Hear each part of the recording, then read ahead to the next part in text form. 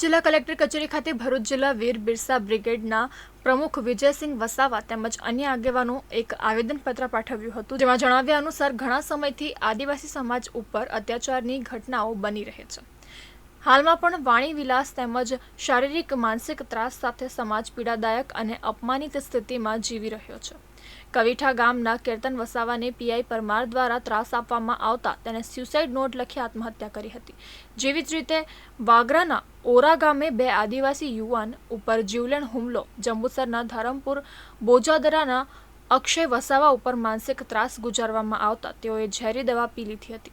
તેવામાં આદિવાસી સમાજ ઉપર થઈ રહેલ અત્યાચારો રોકવા સાથે આદિવાસી સમાજના હક અધિકારોનું રક્ષણ કરવામાં આવે તેવી માંગ કરવામાં આવી છે। જંબુસરની અંદર પણ એટલો ત્રાસ એક વ્યક્તિને મળે છે, અક્ષય નામના વ્યક્તિને, કે જેને આત્મહત્યા કરવા માટે દવા પીવી પડે છે।